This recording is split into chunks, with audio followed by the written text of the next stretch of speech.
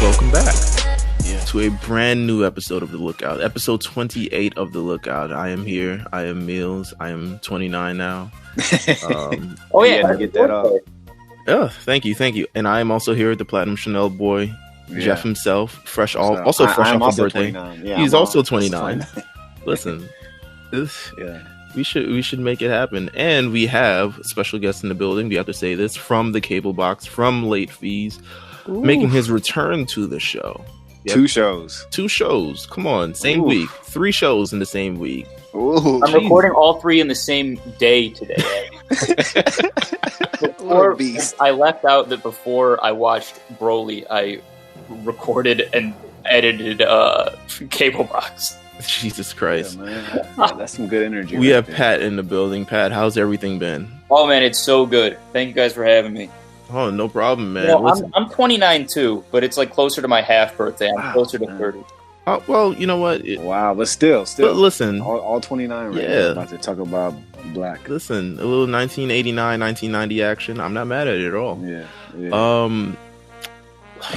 How's everything been, Pat? How was your since we last spoke, you were trying to truck through the world of Dragon Ball Super. You had not started yet. This is probably like 5-6 months ago, so you had not started yet. Something like that. Where are you at now? I am at, like, they're fighting the Wolf guys in Tournament of Power right now. So I think I'm on like episode 80 something, I want to say. Oh, so you're in the first time they fight the Wolf guys. Yeah. I think they're doing like the Xeno Expo to fight the Wolf guys. So it still feels a little bit like filler, honestly, but it is. It is. The filler has been better. But yes, the filler is much better in the Tournament of Power. Actually, the Tournament of Power is when we actually started the podcast. Like, when we first pretty much birthed this podcast based on how the excitement of the Tournament of Power got us. And yeah, I mean, that point is filler. There's definitely some points that you should sort of look out for, and I would probably say a lot of it's like Universe 11. Mm-hmm. If there's anything, just because they play a major role moving forward, even though I'm just not going to spoil it for you, but but Pat, like, you're smart enough, you'll see it happening in front of you. You'll be like, this is forming right now. So, but yes, I honestly have been like, I'll say this: I haven't spent the last 4 or 5 months watching these first 80 episodes. I've probably spent the last 4 or 5 weeks watching these episodes. Gotcha. I haven't watched this. I mean, I feel like I'm in 5th grade watching it. It's so good. I'm like surprised by how good it is. Yeah. The writing is like, it's because it's so much bigger. It's like meta in better ways than GT ever was. Oh yeah. What I got to see of GT, and it's really funny. Like, Vegeta and Beerus, I'm like constantly like, actually laughing out loud alone at stuff they're saying. Usually to Goku, but it's so funny. Yeah, I mean, Beerus and Elise, I mean, even through this entire series, are just some of the funny stuff. They changed the series for sure. Yeah, I'm loving it. I thought some of it was going to be like more of a slog than it has ended up being. It's been so sick. And then the Broly movie was great. The Broly movie. Listen, you just finished watching it. You guys have talked about a lot. I know.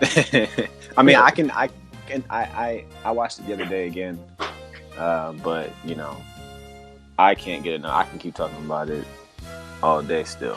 I mean, and we are going to talk about it because this is part of a great week that we have. I don't even know if we want to call it Dragon Ball Week on the Lookout because, like, first of all, shout out to Jeff and Mark as well. 1 year of RSPN. You know, feel free to go listen to the episode. Congratulations to you guys. Yeah, thanks, guys. A full extravaganza. I hear. It's fun. It's a lot of fun. It's a lot of fun. We talked about you on it. Well, you know, I've definitely got to listen. Now you're not surprised. Niggas like, of course you talked about. But through this week, we also have a little crossover action because we're gonna have. We have Pat here, Cable Box, Late Fees on the show on this episode 28 of The Lookout. But myself and Jeff will also be traveling to the world of Late Fees to be talking about Dragon Ball this week. Yes, more Dragon Ball, like, for all day for me. Dragon Ball Evolution, which wow, just wow. But I really thought, because, like, I just feel like it was something like we really needed to talk about. I feel like we tried to disclaim and nobody like. It's almost like GT. Like people care about GT way more than Evolution. Oh, it's taboo. Yeah, you know what I mean. So like, I was like, we have like this is like this is perfect to discuss because of just how it is. You know what I mean? So. I posted a picture on my Instagram of just like I'm beginning to watch it, and I can't tell you how many people were just like stop, but it was already too late by the time. You got it. I told you, I was like, Mills, you just gotta see it for yourself. I can't describe it to you. It just has to happen. And listen, we're gonna have so many thoughts by the time it comes to this Friday, where you can listen to Late Fees. So many thoughts, but. That movie. It's gonna be a fucking great episode. I'm really it's gonna be something else. It's just like we know it's terrible, but it's gonna be fun to talk about how terrible it actually is. And for on the good side of things, we're talking about Dead Zone too. So it's cool. And honestly, Dead Zone kind of like takes you all the way back full circle around to the new one in some ways. So, Dead Zone is really, really fresh to me. Like there's a lot of cool stuff. Like it's gonna be fun to talk about those things. And you can listen to all of that this Friday on Late Fees. Make sure you subscribe to RNC Radio on, iTunes, on Spotify, on Spreaker, on Google Play, on, pretty much anywhere where you can find podcasts, SoundCloud. Man. Get us on Stitcher. And you got to talk to the Almighty. Are we on Stitcher? I'm not even sure. I think we are. We might be on Stitcher. Listen, anywhere where you can find podcasts, you can listen to us, and make sure you stay subscribed. If you listen to The Lookout, you're going to love Late Fees this week. So make sure you just stay subscribed to both. We got amazing content this week. Also RSPN, also The Perfect Play with Huey, also just the whole bunch of other stuff. Two Belts is coming next Sunday. Like it's good. It's a lot that we've got going here, but we have to get into The Lookout this week, and we have to get into continuing what we're talking about of this Goku Black arc. And Jeff. Yeah. Are you ready to play Last Time on the Lookout? Oh man. God, are you kidding me? I did not put it on the run sheet. You didn't even mention this shit. I didn't even mention it. That must mean you're going. Well, no. I mean, listen, I feel like it's customary. You're older. What, bro? Are you It's you're older. Of course you go first. Wow. It's Last Time on the Lookout, bro. What? Last Time on the Lookout. Last Time on the Lookout. We got if you know Last Time on the Lookout, if this is your new time, listen to the podcast. I gotta reformat myself. Maybe you're getting onto, and I'm stalling for time for you to remember. Maybe if you just got on when we did the Dragon Ball Super Broly episodes or a lot of the trailer episodes, Last Time on the Lookout is when we go back to the last episode, and whoever. I can't believe you hit me with this shit right now. Man. You got 30 seconds to talk about what we talked about last time on the Lookout. Basically. Are you ready? Yeah. I'm gonna press. Listen, hit the. Let's do this. Man. Let's do it. It is Last Time on the Lookout, starting now. Last time on the Lookout, we were introduced to Goku Black. Future Trunks is still fucked up. People died. We think people died. Bulma's gone. Future Bulma's gone. May's gone, or is she gone? Trunks almost beats up Goku when he gets back to the regular time. Vegeta and Goku are about to help Trunks kill Black. Listen, see, it wasn't that painful. And time. Listen, Boom. It wasn't that painful. Boom, you knocked it out before the 30 seconds. That's what happened. Listen, we only talked about 2 episodes last time. It wasn't painful. Come on. It's just last time on I just had to think about it. I just had to think about it. I was like, hold on, let me go back, and I had to really damn, because I had some things I can't let it flow how I want to. No, I wonder how many takes it takes for the voiceovers to do that the right way. That'd be interesting, but. Pat, last time we talked about essentially, we talked about how just the first 2 episodes of this arc are just like a movie. Like it's like really just like, we get back, it's like this, very cold opening, the Trunks and this dystopic future. And it's like, damn, the future's fucked up again. How did this happen? And a lot of things happen. Talked about it being like a movie in the last episode. It was funny because when I first started this saga, and this one really did feel like the first one that was like, brand new stuff. Like, of course, yeah. Like, obviously, the other 2 were kind of movies, but they did do a good job, I think, of making those into like not just filler bullshit. And right.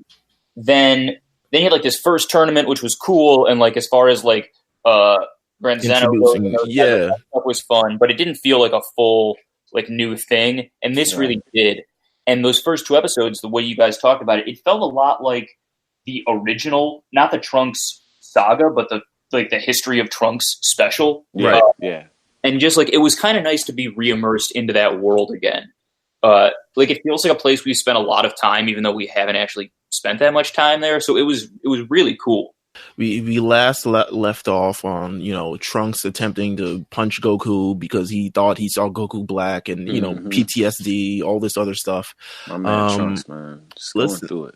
The first topic we have to talk about on this is sort of the perils of time travel, because we did a whole episode on time travel. The time travel is apparently, and none of this was explored in Z, because everyone was kind of just traveling through time willy-nilly. So various cells, various androids, various Trunkses, different thing. But this was the first time that we actually get guidelines on this time travel shit is actually you can't be messing around with this stuff. And we learned that when Goku and Beerus discover, and Trunks himself discovers, that this older Trunks is very much Trunks, and Trunks is Trunks, and it's the same Trunks, but one is from the future and one is from the past. And then we learned that, listen, that time travel shit is a no-no. Appalling that I have to say this, but time is fragile, and jumping through it on the scale you evidently have is strictly forbidden. For cosmic stability, time is only meant to flow in one direction. The nature of our reality, with all its interwoven systems, depends on that. When jumping backward through time, even picking a single flower, if it's the right flower, could have profound effects. An entire city could be affected. Change the right city and you can change a civilization. Change the right civilization and a planet could be wiped off the map. I get that, but what if you're trying to save a planet? Motives don't matter. The repercussions are too great, which is why even most deities are not allowed to move unfettered through time. Much less mortals. Do you feel like it holds up? Do you feel like these are rules that should be established, at least in this anime as well? I mean, I think that Super's done a good job, at least containing it to try to make it make sense for the most part. Although there are still things that are just weird, and I understand it, but I feel like I don't want to put too much into time traveling and because then you can just there's unlimited possibilities, right? You know what I mean? There's never a downtime in that case. So if it's just to discuss, I think that's why they made the world, the future, future Trunks' world, so messed up, because there's not really much to it as far as the surrounding areas. There's just specific storylines going on between who's still alive. So we can't really necessarily, we don't want to interact with his world that much because there's not much to it. We just want to know why is it like this and who's still alive. I mean, in terms of just Beerus and Whis saying that time travel is, I get all that sort of thing, just because I feel like it's very much so abused, and they need to sort of lay these guidelines of just Trunks himself has just sort of altered the timeline so much from him coming back the last time. Right. And I mean, as we go further on in this series, you learn that Trunks traveling through time was actually one of the catalysts to why all this is even happening to his universe. Yeah, definitely. That I thought was Super's nicest touch in terms of time travel. Was that you built kind of a shitty time machine and fucked things up. Right. That was basically a good explanation to me. They fall kind of on their sword by the end of they do a good job kind of stabilizing their explanation of it. And then by the end, Whis kind of says yeah, all that shit I told you, it kind of counts, but not really. Right. So we learn essentially that, listen, time travel, a lot of things can be messed up via time travel, and Trunks just, that there are actually sort of these guidelines, and I like that aspect of it, at least just part of the show where they're kind of just establishing the rules, because I think we lost a lot of that sort of, this could actually be a thing. It kind of resets everything, and this is actually much more bigger deal than we probably think it is, because we're so used to it at this point. Yeah, it's similar to when they started putting rules on the Dragon Balls earlier on, and so you knew they are all powerful, but there are guidelines and things that you can and can't do specifically. You know what I'm saying? And then they use that to go get different type of Dragon Balls to have different rules, and it's Yeah, I think it just helps maintain a series. And then GT, the Dragon Ball breaks, and you're like, oh, you used it too much. It's like, well, no one told us that before. Right. So like that rule seems to go away whenever they need or don't need it to. Exactly. So I guess it just, I don't know, put some guidelines on it so that it doesn't get, overused. Speaking of time travel in itself, I mean, the next major point is that Goku Black somehow finds his way to the future. And to me, the explanation isn't good enough to warrant why this actually Right. I totally agree. Yeah, so that's like, it's one of those bizarre things. Oh my God. Well, it sort of led up to the fact that Trunks, spills this entire, we have this new guy. His name is, he looks like Goku. He wears black clothes. So therefore I call him Goku Black. And essentially, it's not even that good of a reason to call him Goku Black. Is right though? They should just call him Black. It sounds so badass. Yeah. Yes. Just call him Black. I mean, merch purposes. Oh man, even Zamasu is a cooler name than Goku Black. Very true. This is very true as well. Something like that. I don't know, man. I'm with you. Like it's one of those. It ticks me off a little bit. We talked about this last time. So essentially, everyone's filled in. Vegeta's pretty tight because he's like, so all this happened to your universe, and then you just kind of come running back. You just. Vegeta was kind of getting off. He was getting a little aggravated. So every time your universe is about to explode, you're just gonna travel through time and ask for our help. It's nice that Vegeta actually gets to see it this time because Trunks' reality does fucking suck. Yeah, it's terrible. Yeah. It's terrible. Yeah. He's basically like, it's a giant like refugee camp, and like Vegeta's just constantly shitting on him for coming back. It's like, you stick yourself, man. Like, it's pretty bad.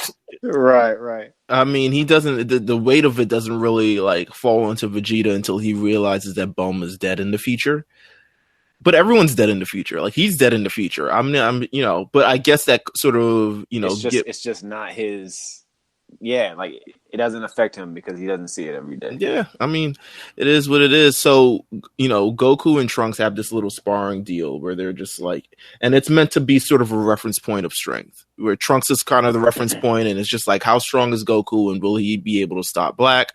And of course, Goku's holding back.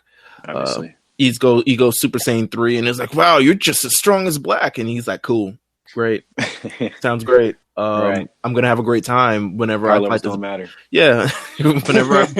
I love how they gotta explain all this shit to Trunks too. Like, yeah, this is Super Saiyan 3, and then Vegeta's laughing about how Trunks thinks he'll go Super Saiyan 3.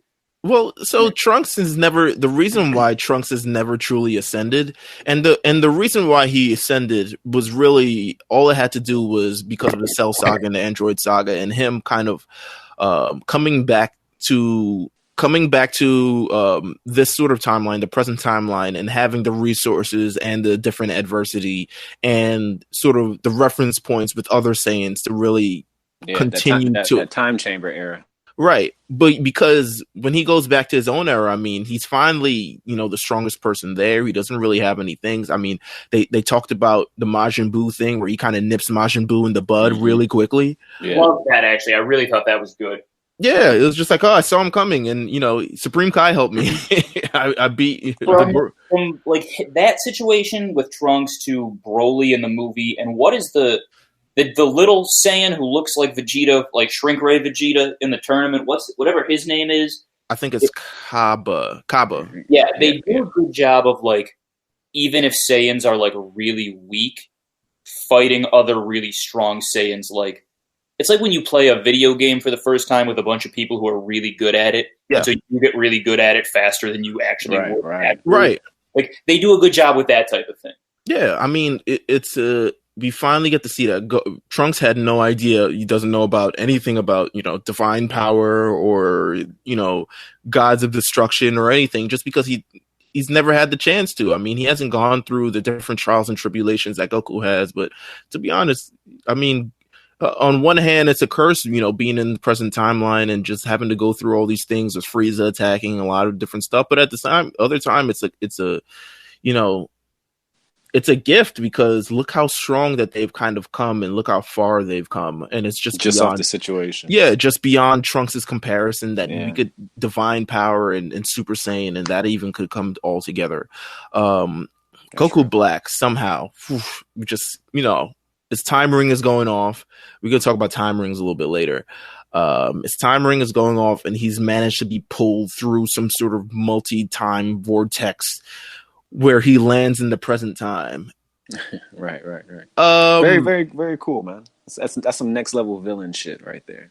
I mean, it's all said to be apparently a fluke because it never happens again. But I'm also like, why doesn't it ever happen again? Right, exactly. That's my point. It's like, man, like you got to be a real ass bad guy to be able to time travel on your own.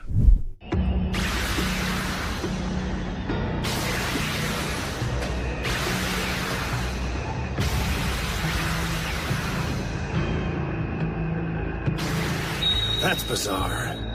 I've been pulled through time. Wow. They do look alike. I'm stumped. Any theories? No. Look closely, my lord. The index finger of our new visitor's right hand. Wait, is that? It is.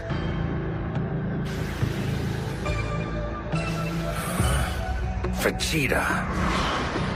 And the destroyer, Beerus. It would seem something ominous and rather mystifying has taken place. Yes, I'm dying to know his story. What is this? How did you get here? I don't know what caused this warping of space-time that brought you here, but that warping has brought me here too. Or perhaps I'm here because your soul cried out to me, begging me to help set it free. Come try! But yeah, you have to watch them go like 7 times to But here's the thing though, like, wouldn't it be much more of a threat to the series if Goku Black was in the present timeline as opposed to the past? Because essentially it's a dilapidated universe that they've got in Trunks' timeline. If he comes to the present timeline, then it's a much more incredible threat. I mean, that's just me thinking of just like, yo, wouldn't it be crazy? Like he shows up in the present timeline and really starts blowing shit up there. I'm about to say, I feel like he's way too dangerous for the present. Like he's not one of those. You remember we joked about how most villains in Dragon Ball are like, it's never just about blowing up the planet immediately, like or destroying something immediately. So it's a little bit of torture here and there, blow up this city. I feel like Black is the type of character, if he was in the present time, like he would just end all this shit immediately. I mean, he's probably like, look at all these mortals. I got to kill all of them, man. Like, it's getting under my skin. Ugh. That's definitely it. That's definitely it. I feel like, because I say that only because Trunks' timeline doesn't have a lot to offer, and he doesn't really have anything to go off of unless they actually go to his timeline. Right. So you're essentially Trunks, retreats from his timeline, and he definitely wants to go back to save it, but there's really no storyline unless they go back to Trunks' timeline. They have to go seek out the evil guy as opposed to the evil guy coming out and seeking out them, which is kind of, in terms of how Dragon Ball standards, it's kind of backwards and kind of how it goes around. Usually it's the evil guy kind of seeking out, Dragon Balls or something along those lines, but they're going on Earth because that's where Goku is. Well, to me, I'm thinking of it from the aspect of it was like, yo, what if Goku Black was in the current timeline? What if he was, out there blowing stuff up, had no sort of equal, would, how much would his power grow? Similar to the other Saiyans, how much would his power grow if he was in the same timeline? I mean, that's real. That's real. It could be Super Saiyan 3 Rose. You know what I'm saying? It would be hard, man. They would see that. Remember I told you, I just feel like Black was just too good to kill, man. Just too good to kill. But I understand why it had to happen. But I'm just saying, like, he's just a very, very good character. Just happens to look just like Goku. They knew that they were gonna leave Broly alive when they were writing this Black story. So they were like, we can't leave these fucking guys alive. They had to, bro, because they're just too cool. He's just really cool. Like, just the idea of Black to me is perfect. Although I'm usually not into like the clone thing or looks just like, you know, the main character. But like, to me, Black, his personality is completely different. Anyways, we've talked about, he's a little thinner than Goku. He has like different type of traits, but they just share the same thing. But when he takes it to the next level, his hair is a different color, and it's just a cool thing to me. And I understand, you know, there's not really, I guess there's no place for him in the, you know, for just on some regular day-to-day episode stuff. So, you know, I love Black, man. Black is amazing. Goku Black is in the current timeline, and Goku's like, "Ooh, okay, he's finally here. Oh, we were just talking about you. That's crazy." Dude. And they have this fight. What are your thoughts on the Goku Black versus Goku fight? It's probably the tamest version of this that we see in the entire series. It's probably it's the most PG version of it all. Yeah, it's just a little, you know, it's just a little preview. Compared to when he's like evaporating people and shit. Yeah. Yeah. For real. Goku Black and Goku, they end up fighting. Goku realizes he has to turn Super Saiyan during this entire thing, which, you know, ends up being a catalyst for something that also happens in the future. I like the choreography in this fight. I like the animation in this fight. I like how they kind of establish how strong Black is, how Goku has to face him in the Super Saiyan 2 form, even though he could go Super Saiyan 3. A lot of it's Goku holding back. These are good drawn episodes, weren't they? I mean, were they better than? Oh, they're better than the doodles. Yes, 100%. Okay. Where it's just they're better than whatever that the purple Vegeta arc. Which is probably the lowest of all lows if we want to speak about that entire thing. But they're fighting, they're going back and forth. Really, Goku Black is really getting off on all this sort of, you know, this entire fight because he's finally found someone worth his equal, and I think maybe it's the same blood flowing through him. It's definitely that Goku thing. I think that's what they're trying to get at. Maybe it's the lust for killing mortals. Who knows? Bloodlust.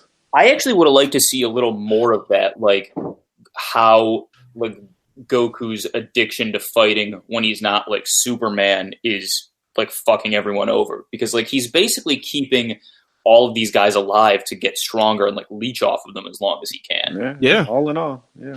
I mean, so he doesn't, you know, at this point, he could probably destroy Black, obviously. I mean, he's hiding at least 3 more forms after this. Possible. But he loves to throw the fight. But Goku Black, you know, time's calling. The time ring is like going off. We'll talk more about the time ring later. I still don't fully understand the concept of time ring. Yeah, that's you are not alone, my friend. Yeah. we got to talk about it because I'm still not fully familiar with. It's a weird thing. There's like 6 time rings, and you can only use one of them now, and you can travel through time, but you only have to be a Supreme Kai and all this other stuff. Right. And then, like in the other time, like the thing that makes the time travel actually really complicated is the multiverse thing, like. So how many like universes are there and how many timelines, and like really Trunks is the only guy ever who built a shitty time machine in all of these universes? Like, right.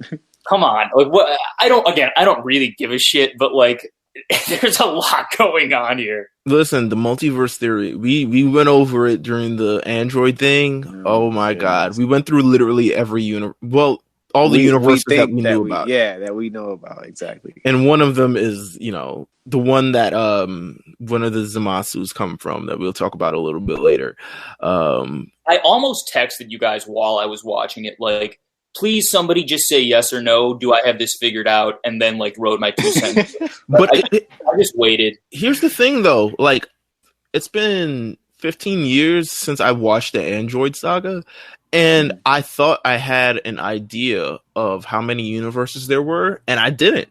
And I was wrong. And I was like, holy shit, there's another one. I didn't even conceive the point of just like, yo, there's, you know, the Trunks, the cell or the thing that just kind of just lived and it happened and that's how it happened. Like there's so much like stuff going on, and it is this multiverse theory, and the time travel in this, I don't think they fully found a way to make it not confusing. but they've certainly decided to simplify it by really acknowledging 3 universes this time. Yeah. And really it's mostly 2, but the third one is actually, what is the third one? Damn. All right. The third one, well, here's the thing, is it's like I knew like who, like quote unquote, I knew who Goku Black was, but knowing actually made watching it like 1,000 times more confusing, because I was like looking for where the other like kind of third Zamasu enters the storyline, and they don't really, like, they kind of explicitly tell you and also don't really tell you at all. Right. Like, it's a third Zamasu. Like, right. They don't say that directly. No, because without giving too much, as spoilers, it is what it is. You likely watch it already. Yeah. But they obviously kill one Zamasu. Right. Good, really good moment also, by the way. Zamasu is next, and then there's a team of Zamasu and Goku Black. So there's at least 3 Zamasu. There's at least 3. So there's at least 3. They could be 4. Who knows? I could be completely wrong. But moving back to this sort of battle, the main point that they sort of get from this is that Goku's Black entire aura kind of feels familiar. He doesn't know where, he doesn't remember quite yet, but he just knows that it feels like Goku, but it also feels like something that he's felt before. The coolest part in this entire fight is when Goku Black is like thing back into the universe and he's being pulled back, and then he's like, oh shit, there's that time machine. Fuck that. Yeah. And he blows that shit up. Blows it up. It was good to the villain be genuinely smart. Yeah. Right. Yeah, that's why it's amazing. It's like nobody else, they don't ever give that type of feedback when it comes to like bad guys doing the right thing, like doing the smart thing. So yeah, let me blow this up right quick before I get out of here. Goku Black is sent back to his timeline and he is thrilled. He is like, yo, I've experienced true power and this is lit.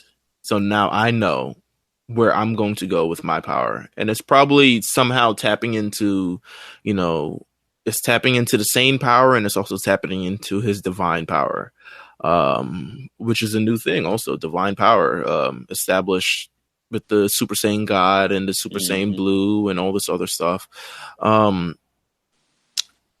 this, continues, and it's Goku's fight with Goku Black that continues to sort of fuel the monster, and it fuels the main, the villain in this entire series, and it's very, very interesting how that does that. But we also get our first hint of what Black could be, and we get it that only a Supreme Kai can use a time ring. So it's kind of like another hint. We talked about the Potara earrings last episode. Yep. We talked about we says, did you see what was on his finger? A time ring, and everyone's like, what the fuck is a time ring? Right. He's like, only a Supreme Kai can use a time ring. He's like, but he's Goku. Like, this is crazy. Like, what is going on here? It's good to me. All of this is good, like building upon the intrigue and the moment that eventually is, because when they actually get to the moment where they reveal their plan and they reveal who they are and all this other stuff, to me, it's fantastic. Oh, yeah, it's a great moment. Like the first time they did it with Cell too, like you realize, like as dumb as they are about the actual science of the time travel, like conceptually and like in slow reveals, they do a really good job. They do so good. Like, right. I remember watching Cell, like, what the fuck is going on here? Like, they hit you with, like, who are these other androids? Is, like, Cell's here, but he sucks. Like, why isn't he as strong as he's supposed to be? And you still learn all this shit, and it's so cool. And they managed to do it again. Right. Yeah, 100%. Like, this is really, it's kind of the mystery behind it and the intrigue behind it kind of continues to sort of play the clothespin to sort of hold the series together, and it kind of keeps it together, and it kind of makes it sort of flow in a way. It paces it out very well, and them just kind of giving you different pieces, like Potara earrings. He just has earrings on. Oh, the time ring. Oh, he kind of feels like this guy I had in another universe, or met in another universe at a time. All these kind of pieces that kind of leading up to it. It's very, very well done.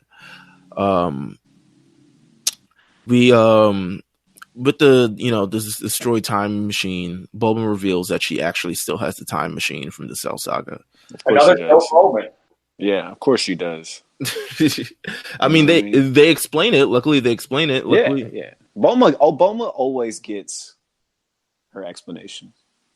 Yeah, because she's a genius. Like she came out. The explanation for this entirety is when Trunks was initially leaving a number of years ago, Bulma said, "Hey, since you got an extra, time machine, can I hold that to kind of just explore it and take a look at it and all this other stuff?" But she never actually got to in the last decades since whatever that happened.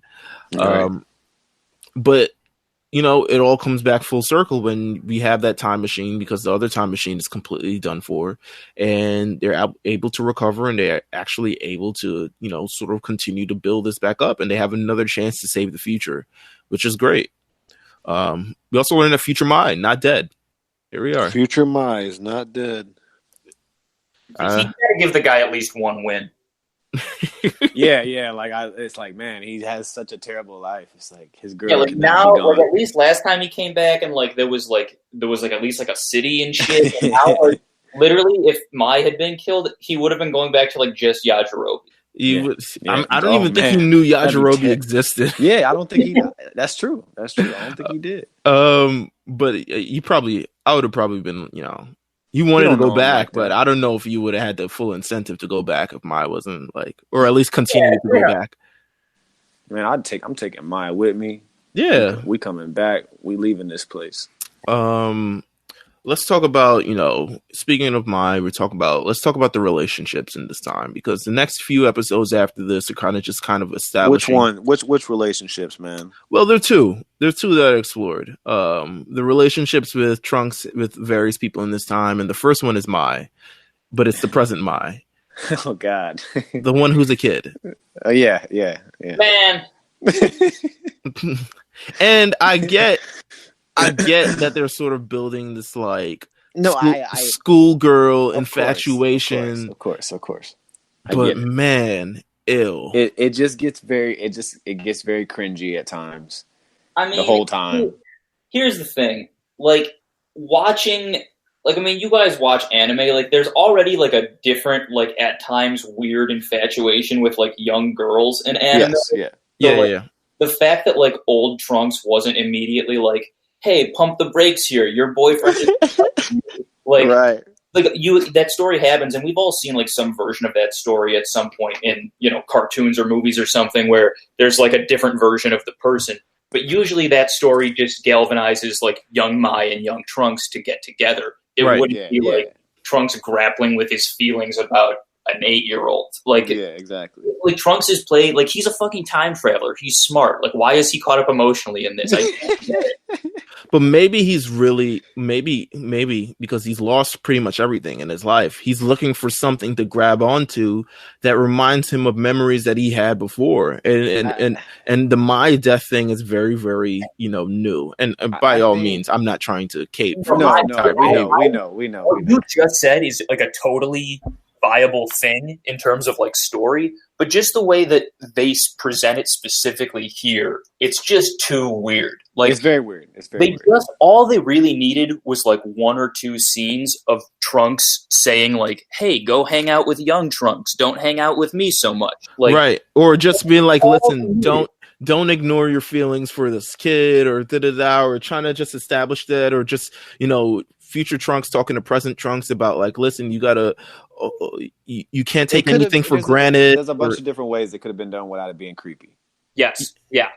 Basically, all in all. But it's creepy. It's very creepy. It is creepy. I think that's why they went ahead, because I thought the Gohan stuff was really cool. Right. Well, so, that's the next one as well.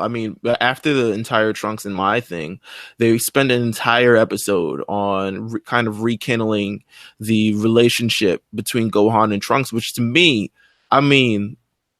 when we get to the, fast forwarding all the way to the end of it, probably the most emotional moment of that entire series is Trunks and, Gohan's final farewell. Yeah. And totally.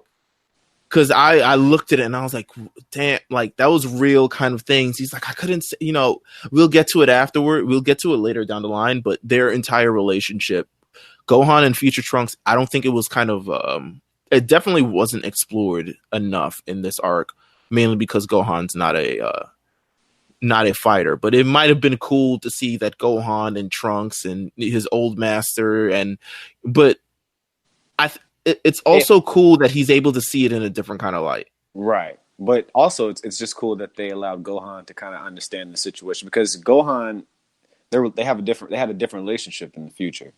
Right. You know what I'm saying? That what he knows about with this Gohan is, Cell games and that situation. So it's just like it's just and you already know how they have Gohan's character. I mean, he's a loving character no matter what saga we're in, really. But for Trunks, it means so much more. Right, because the Gohan in the past is kind of just like, I don't want to say bloodthirsty, but he kind of is, because he's this real warrior who has lost everything and has to save everything, and he loses everything in the course of attempting to save everything. He loses his arm, and then he loses his life, all in the spirit of battle, and he tries to save Trunks. But in this kind of timeline, Gohan's always been the sort of kinder, more gentle. He's no longer a fighter. He's no longer a fighter. He's very square in this timeline. It's very square. My man's eating. He's like, I forgot to inform me about this too, but I was not prepared for just how disengaged with the fighting Gohan was. Yeah, he's out the game, man. He's a last family time man. I was on, you guys were like, they fixed everybody, even Krillin. It came at the cost of Gohan. Yeah, we didn't say that. That's true. That might change in Tournament of Power, but I mean, I didn't love Gohan's fight against the wolf, where he was blind or something. I don't even Yeah. You may not enjoy Gohan for the rest of the way. Yeah, but there'll be moments where you're like, oh, that was nice. You know what I mean? And it is what am I ultimately mad about? That the guy made his mom happy by being an actor. Right. You want him out there killing guys. Right. That we have 9 other warriors in the show, and just one guy becomes a good guy, good family guy. Why aren't you killing anybody? So so Gohan's complete. He's a dad. He's a scholar. Everyone's a scholar. Family man, all this other stuff, and the main thing this was kind of used was kind of to sort of reaffirm Trunks' purpose in sort of all this. He's seen a life of destruction so much in his lifetime that he doesn't even know what a good life is. He doesn't even know what things could be. He's never even conceived that he could be a family man. He just knows that he's lived this life of running and fighting and battling and having to wave off certain destruction of Earth and things like that. You think he's a virgin? Real question. You think Future Trunks is a virgin? I think he may be, guys. I don't really know how old he's supposed to be. Well, he's 20. He's 20 something. That's what I figured. Yeah. He might be old. Quite honestly, let me see. Actually. I mean, because him and Mai's relation, it's not like they're super. I feel like it's still a new thing that they're in love with each other on the low. They don't. Yeah, well, I don't. Is it in this? Is the kissing moment in this episode? In the 4 episodes that we're talking about right now? No. Okay. Because they don't actually see each other back, until afterwards. The crazy thing about that scene was actually Goku's reaction, not the kiss itself. That's one of my favorite parts. Yeah, but I love Vegeta. This is why I love Vegeta now, because of shit like that. When he yells, he's like, "What are you talking about? You don't know what it is." He's like, "You have a wife." He's like, "You're married." Goku's like, "So what?" Yeah. Oh man, this I was like, I don't know if they know how this sounds actually. That's one of my favorite parts. I think he's probably a virgin still. He is 20 something. He's close to 30. He's almost 30. Might be. Think almost about his 30. life. He can't be thinking about sex during this stuff going on. I mean, maybe. We don't know. There was a period of good, will and things like that. But ultimately, his life has been destruction and I wouldn't blame him if he was a virgin. I would be definitely not. Just PTSD all around. But he really, back to the sort of Gohan thing. He kind of he finally sees this could be my life, and I have to stop Black because this is what I know a great future could be. But Black is ruining all of this, and Black is, you know, his entire destruction and his fight against humanity itself is preventing moments like these. Right.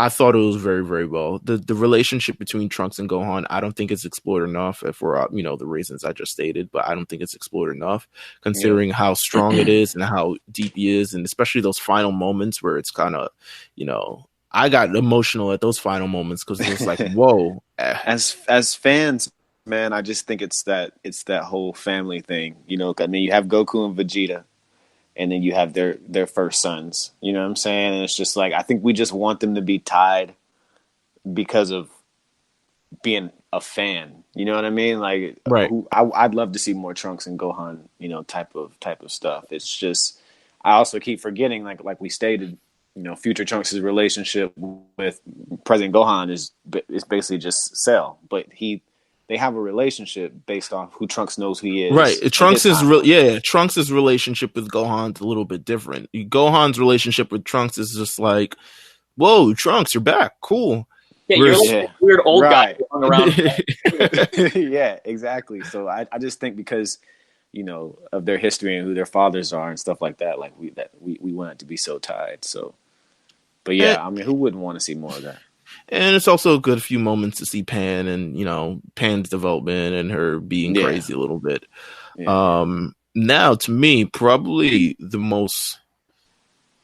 I mean, it's up there in terms of just like... it's probably the most important part of this entire episode that we're going to talk about because Goku, Whis, and Beerus... Well, Whis and Beerus have, you know, suspicions of who this thing could be. And it's someone who they've apparently met in the 10th universe. So Goku, Whis, and Beerus, at the end of episode 52, they just decide to fly off. They're flying off to the 10th universe to meet with the Supreme Kai and the Supreme Kai and the Supreme Kai's apprentice. And we get our first look at Zamasu and Gowasu. Zamasu. You know, I'm gonna call him Zamasu. I mean, you might be right. I keep forgetting. I mean, I think different characters pronounce it different ways. Yeah. Wait. Well, all right. So first, I want to do a little character profile of okay. Gowasu first. Yeah. It seems like a very unsuspect. I mean, just an old guy. Just an old guy. Yeah, an old guy. Yeah, I think the guys actually are, and then they all end up being like Grossmaster Roshi guys. Yeah, right. He just seems like a guy who loves doing his work, who understands what his role is as a Supreme Kai. Yeah. Doesn't really care. I mean, he's very mild mannered. He loves his tea. He loves GodTube. GodTube.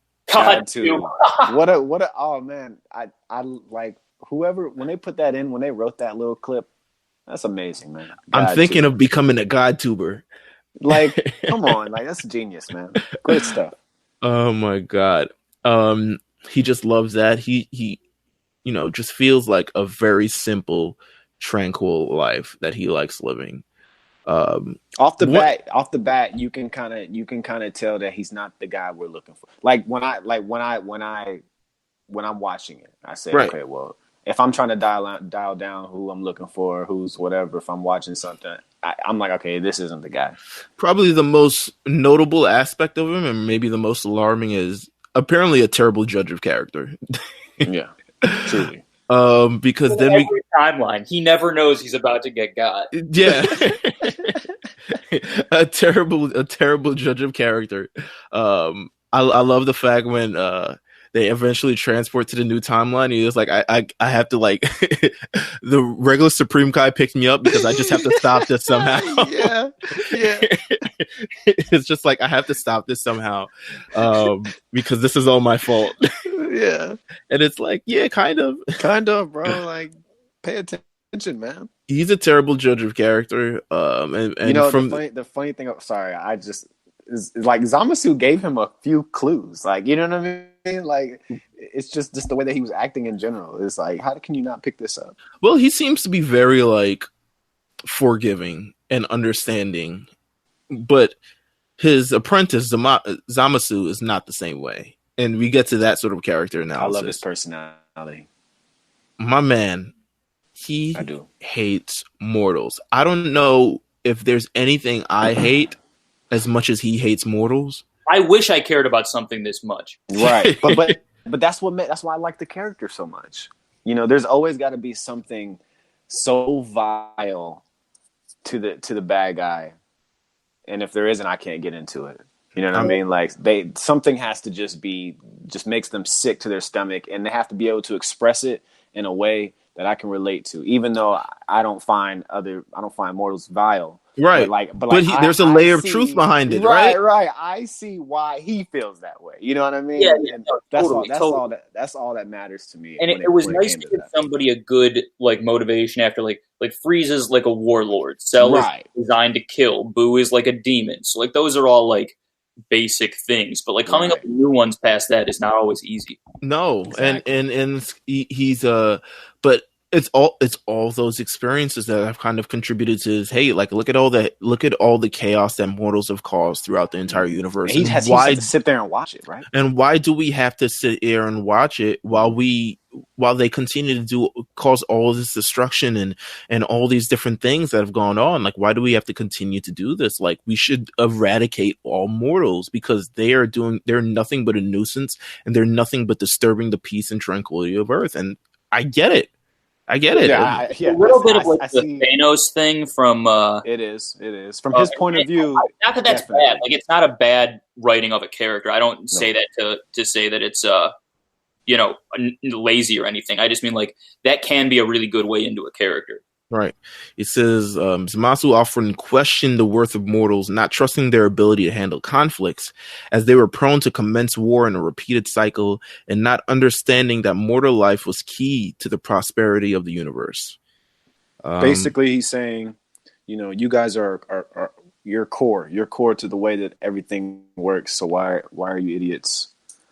You guys can't solve things in a civilized manner. Right. You always have to resort to war, and it's a continued cycle that kind of continues to go on. And why do we let this cycle continue to go on? But Gowasu is just like, listen, we're not here to intervene. We don't mess with this. This ain't our job. Yeah, that ain't our job. Our job is to actually. What is the Supreme Kai's job? I think just to make sure order is there. Right. Oh yes, right. I am called Goku, your kindness, at your serving. Sometimes I wonder if he does this on purpose. In appreciation of you braving the weather as we gather here on this auspicious day, I hope this is to your liking. At least you made an effort. Nailed it! In 7th universe terms, he hails from planet 877, which is located in the heart of 4032 Green. Right. He's a Saiyan who resides on a palate-enticing world known as Earth. A Saiyan, you say? Who is this creature, and what's he doing traveling with a destroyer? Wow, not bad. You seem pretty buff for a fancy Kai. Do you work out a lot or what? How dare you touch me, mortal? Stop that at once, Zamasu. Zamasu. Zamasu is just he's a cold motherfucker, though.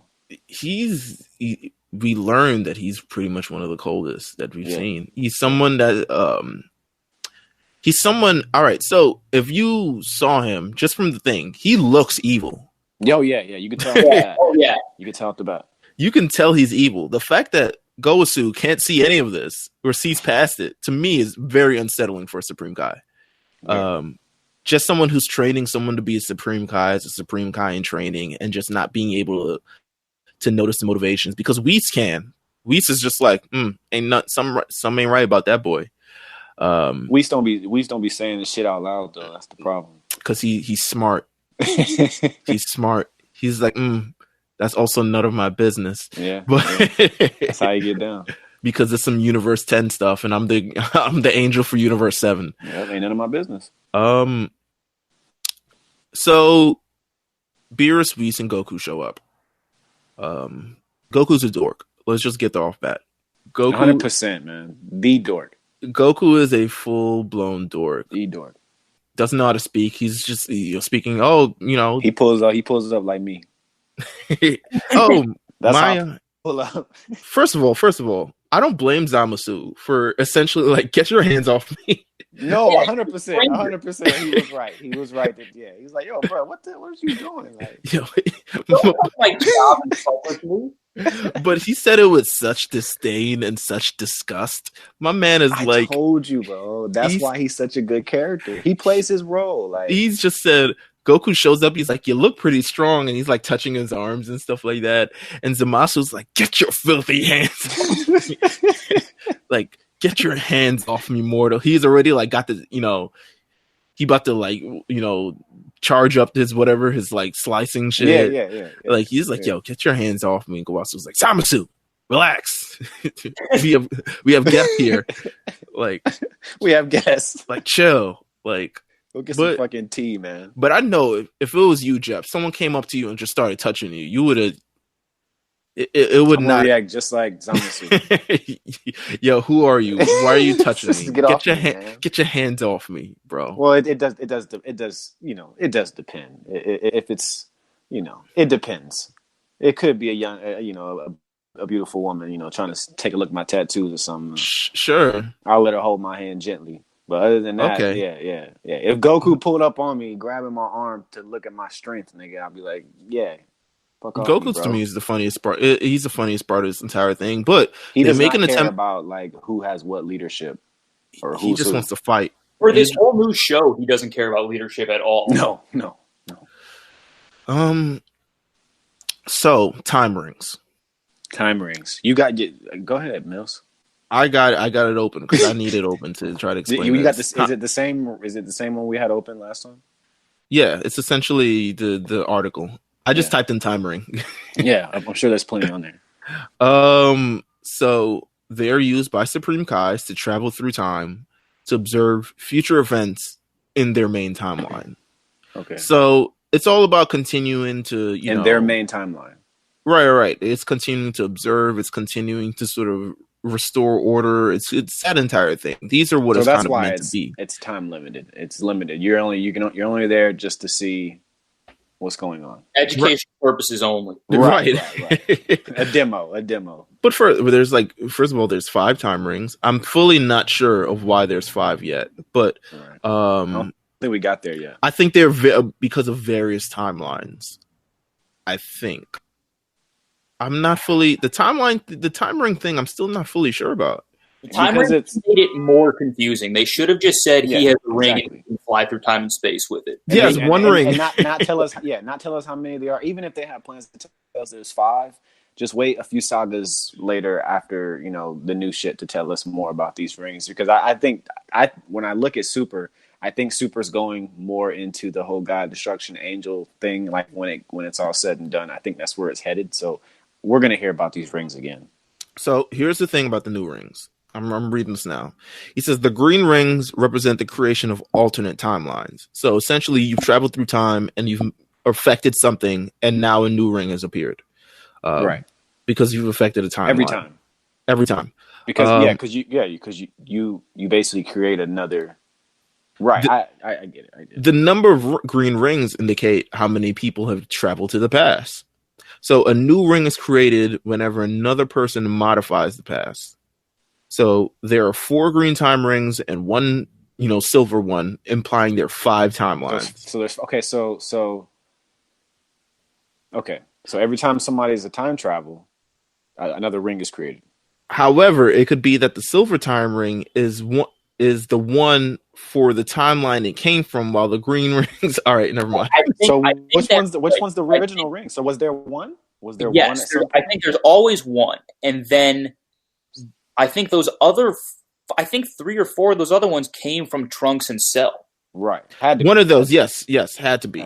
Well, actually, no, because this is Universe 10. This is. See, that's the thing. I don't know if because it's in the same. It has to be within the same universe, right? I think so.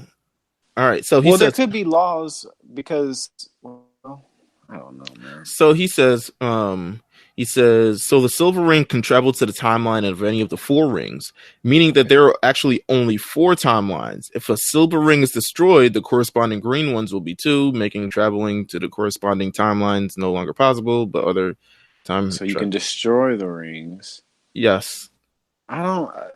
Okay. It's such a better even than what was in the show, and it's still not good. You know what? Yeah, I guess what they're saying is every time there's a possible time travel, a ring is created, obviously. But does that mean we've only had five, 6 people time travel in this time? That's all it's just weird. It's just I feel like stop giving us the number. So here's how I feel like. Yeah, they went and they were initially like, nah, we're gonna have one ring, and it's a time ring, and it travels through. But then someone else in the room was like, but what about the other universes where the other Zamasus came from? And it was like, well, of course they got to have rings. So yeah. It's just like, yeah, they got rings. How else would they be able to travel through universes? It's like, but that's at least 2 rings now. So okay, so there's 2 rings. There's more rings. I'm just using that as an example. I'm saying that's how it started. It started with 2. Well, there's 1 now. Well, and there's going to be another one later that are used actively. The time rings, they're putting us against each other right now. Listen, time rings putting us against each other. It's a little bit crazy. Let's get off the subject of the time rings. It's just getting too confusing. So Goku versus Zamasu. Goku versus Zamasu. What a terrible mistake that was, right? Yeah. Yeah, for like not even the most exciting fight. Yeah, but it ends up being the one that leads to the most destruction and trouble. It leads to everything. Yeah, it kind of leads to it. Zamasu. But here's the thing, though.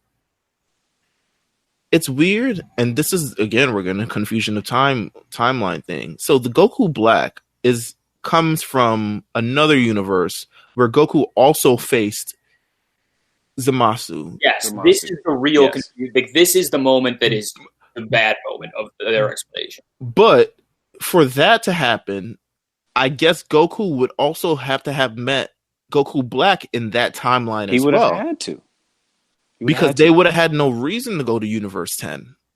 Or, is it that he saw them on GodTube and he just said, he might have just seen him on GodTube. They also don't explain, like, if nobody interferes, would all the timelines be happening identically, or would they? Right, that makes no sense. Diverge naturally, like they don't.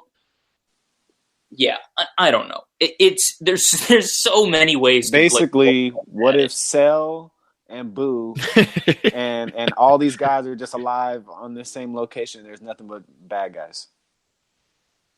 Or do these things keep happening due to the disruption in time travel? Or what, you know what I'm saying? Because Trunks goes back. He's like, oh, I handled the Boo thing before it happened, and he went back, took care of the 2 androids, so he wouldn't have to worry about that. What if none of that happened? Like, do the same enemies still come within? I mean, I don't think so, but I don't know. I mean, Boo was already. He said he handled Boo. Let me see. I might have to go back to the alternate timeline article. That's so crazy. I mean, I understand, but like they're just trying to cover their tracks. Like, but it's like how much plans do you guys really have for this future Trunks? Like this time, like this time frame. Like, it's okay if something wasn't going to happen. What that does now is confuse me. Okay, hold on. All right, there are multiple timelines. Hold on. Millsy just discovered another timeline. No, I mean, so we have the timeline. All right. Should I go into the timeline thing, or should we just... I don't know. We don't have to. I'm just saying. We obviously know it's a confusing thing. Like, it's just... It may just be... It doesn't ruin like time itself. It's just a circle. There's no way to... figure it out. If you're interested in timelines, please go to Dragon Ball Wikia and type in alternate timeline. You know what? One of these days, the franchise will release a timeline book, and we'll have to go to Barnes and Noble if they're still around and pay $50 for it. And it'll be the perfect timeline. It'll come out one day. Probably. So Goku versus Zamasu really, screws the pooch on everything, because the fact that Goku has faced Zamasu at this point ends up being sort of the catalyst for why Goku Black occurs, that we find out sort of later on. Yeah. Goku overwhelms Zamasu. Beerus said, if you hold back against him, he will kill you. Right. And sure enough, Goku wiped the floor with Zamasu. Mm-hmm. or Zamasu. I gotta learn how to say that. I mean, whichever one you want to go. I know who you're talking about. Zamasu. You watch the floor with him. So much to the fact that Zamasu is just like, I think he's legitimately in fear that Immortal could become this strong. Mm-hmm. And that kind of... It tips his anger over, man. Yeah, it tips his anger. It overflowed. From that point on. Meanwhile, Goku's all, okie dokie, like, all right, I guess we'll go back to our universe. Like, nothing to see here. Good fight. Buddy. Good fight, man. If you would have killed the Supreme Kai in my universe, like, you're pretty strong, yeah. He's clowning, man. That's hilarious. For Supreme Kai, yeah, seriously. But you know what? I'm not even gonna say why our Supreme Kai doesn't have a name. Other than Supreme Kai. Oh, it's Shin. Yeah. It's Shin, I think. It's Shin. Supreme Kai to us. Yeah, he's just Supreme Kai. So this entire field trip that they took, confirmed nothing because they didn't get the exact same time, power signature that they did with Black. So it kind of confirmed anything. It continued their suspicions. Like there's a stronger sort of push in the right direction, but nothing is confirmed because they don't have any substantial evidence. But Zamasu ends the episode saying, "Know this, Goku. I will never forget you." You should know, coming to this realization is an important step. Indeed, such reflection is what it means to grow. Yes, Master. Zamasu, go and fix another pot of tea. Yes, Master.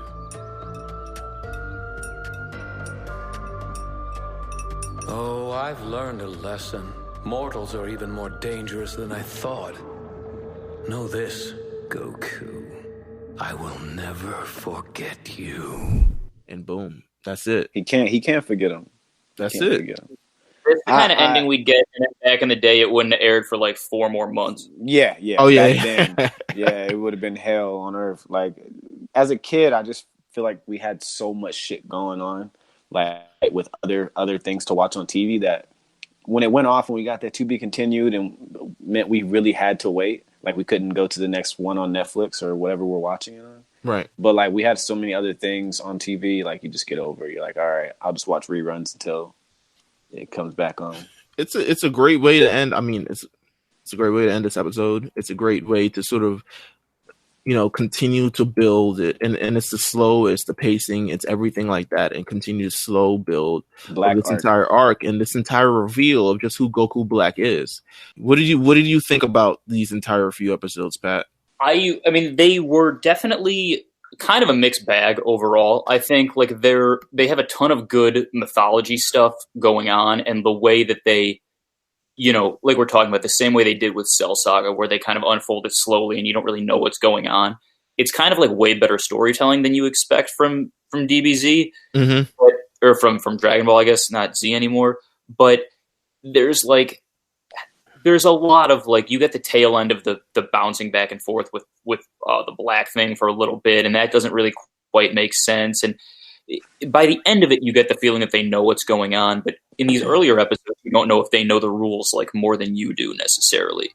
Right. So cool to see Trunks like back, and like this time it's his problem, and like he has no knowledge of the problem, as opposed to the last time when the androids were, he'd at least fought them before and he thought he had it all figured out. In this case, he doesn't have anything figured out, and seeing the desperate version of him is pretty cool. I still don't know why they fucking redid his hair though.